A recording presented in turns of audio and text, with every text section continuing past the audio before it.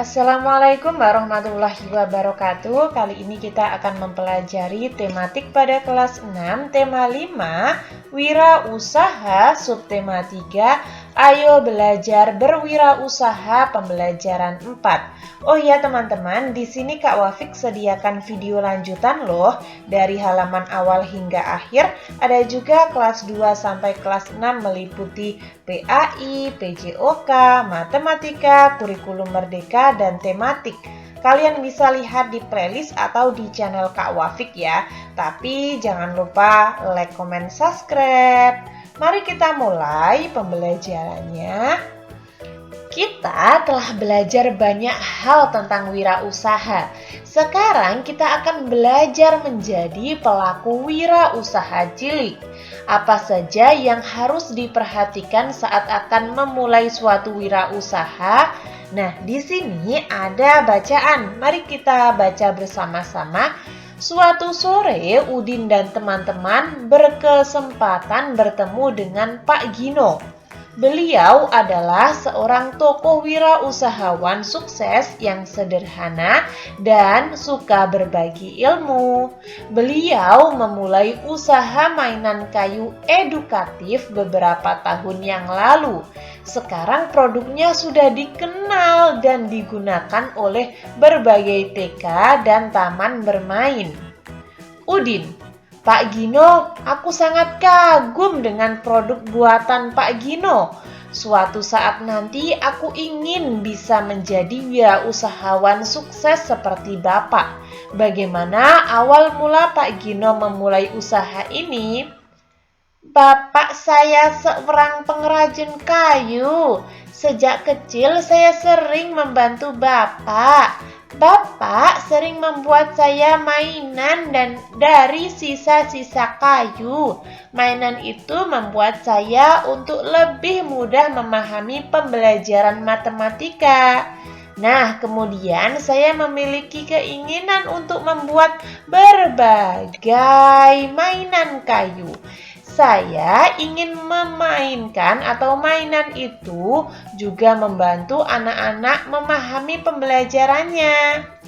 Oh, jadi kita bisa memulai suatu usaha dengan bekal keterampilan, hobi, dan kreativitas yang kita miliki ya Pak.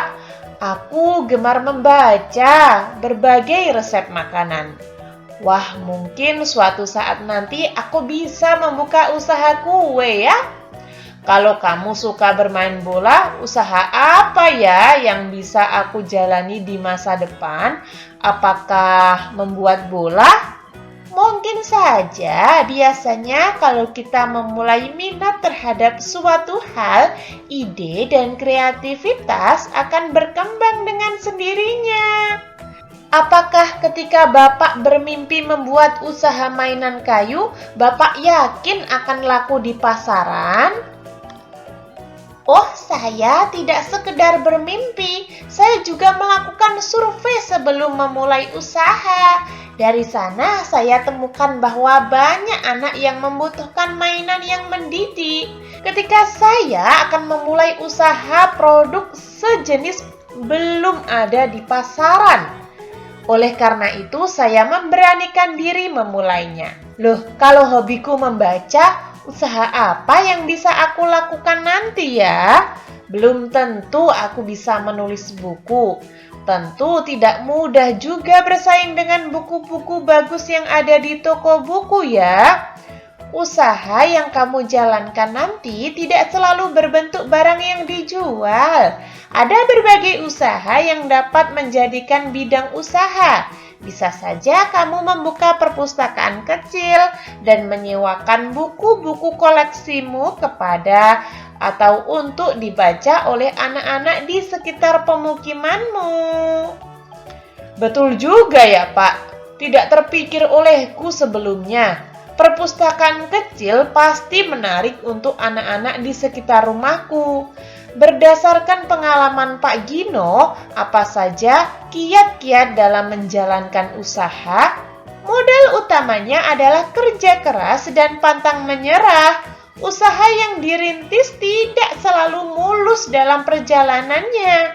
Tekun, kreatif, serta Jujur tidak boleh ditinggalkan.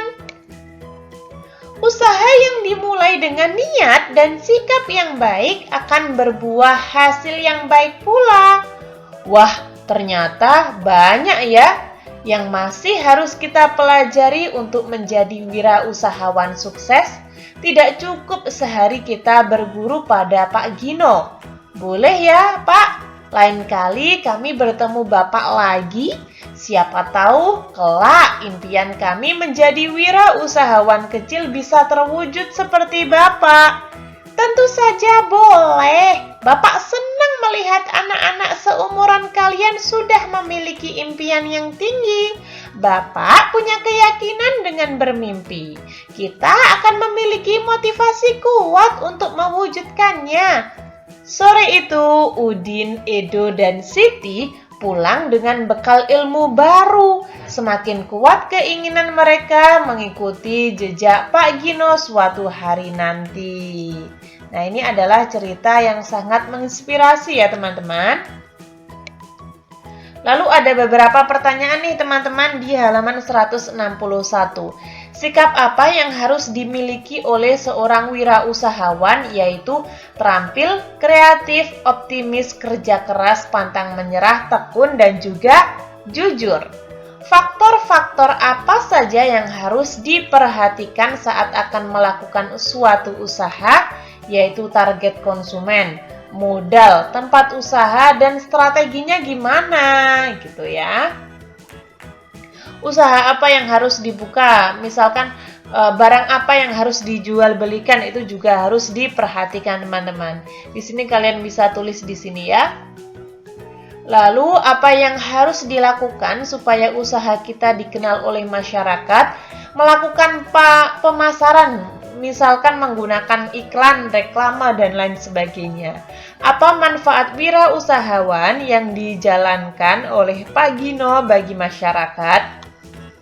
Anak-anak di sekitar Pak Gino atau di seluruh orang yang membeli mainan tersebut akan bisa belajar sambil bermain, belajar matematika. Jika kamu adalah Pak Gino, bagaimana kamu melaksanakan tanggung jawabmu sebagai seorang wirausahawan?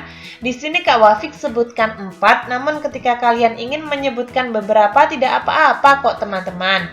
Yaitu meningkatkan kualitas produk, memanfaatkan bahan dasar kayu dari lingkungan sekitar tanpa merusak lingkungan, tidak membuang limbah produksi di aliran sungai, melakukan strategi pemasaran yang baik.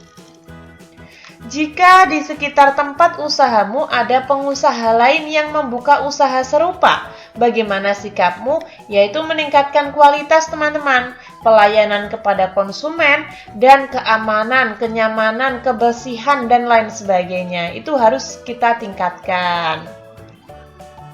Nah, sekarang kita akan membangun sebuah usaha impian teman-teman. Ayo berdiskusi. Dalam kelompok kecil, kamu akan membuat satu kegiatan wirausaha. Kamu dan kelompokmu akan bermain peran. Perhatikan langkah-langkah berikut. Yang pertama, tentukan jenis usaha impian kalian.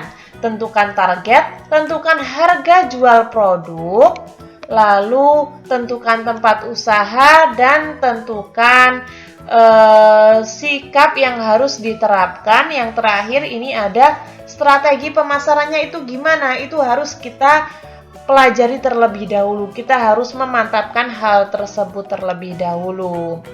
Kita telah belajar menghitung volume balok, prisma, limas, tabung, dan kerucut pada pembelajaran sebelumnya. Oh ya teman-teman, di sini untuk matematikanya Kak Wafik pisah ya. Kak Wafik bikin video sendiri, kalian bisa lihat di playlist atau di channel Kak Wafik. Kak Wafik sudah sediakan. Tapi jangan lupa like, comment, subscribe loh ya. Ketika kalian bingung untuk mencari videonya, kalian bisa tulis di kolom komentar. Perhatikan formulir ujian sekolah ini teman-teman. Nah, nantinya ketika kalian dari sekolah dasar menuju SMP atau MTS, maka kalian akan disuguhkan dengan kertas seperti ini. Ini adalah kertas ujian.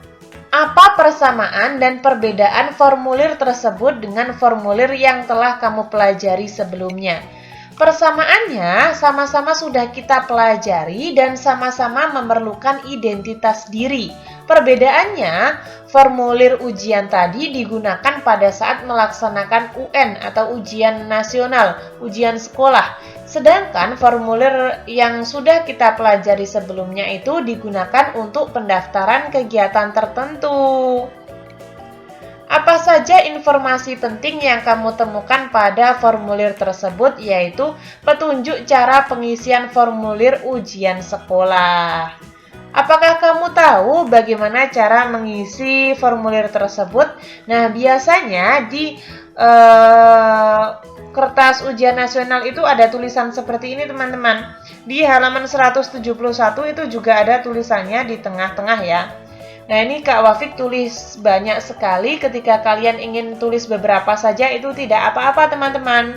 Nah, namun ketika kalian tulis semuanya itu lebih baik. Apa yang sudah kita pelajari hari ini yaitu menjadi pelaku wirausaha cilik dan formulir ujian sekolah. Apa yang sudah kamu pahami dengan baik? Semua sudah saya pahami dengan baik, tidak ada yang belum saya pahami, misalkan saja seperti itu.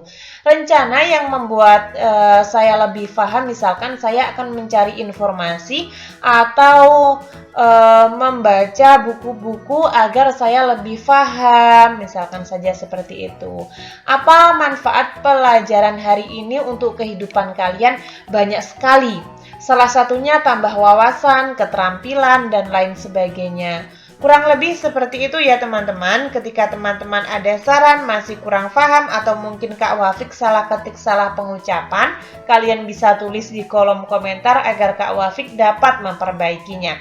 Semoga bermanfaat. Sekian, terima kasih. Wassalamualaikum warahmatullahi wabarakatuh.